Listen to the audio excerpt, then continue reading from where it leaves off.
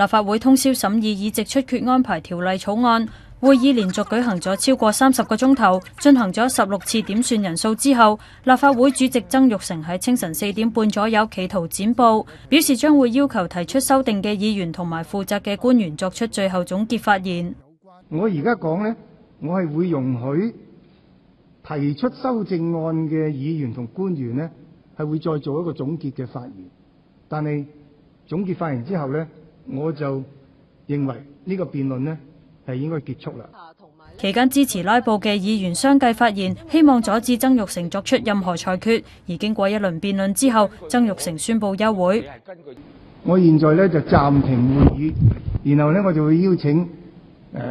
各方面嘅議員嚟到我嘅辦公室呢，我會同大家呢係解釋我嘅睇法。現在會議暫停。呢一場由黃毓民同埋陳偉業發起，針對議席出缺安排條例草案嘅拉布戰，早前曾經2度因為出席人數不足而流會，建制派後來就決定開展消耗戰，提出通宵開會，幾名泛民議員挺身支援拉布，令到會議日以繼夜咁樣進行咗超過30個鐘頭。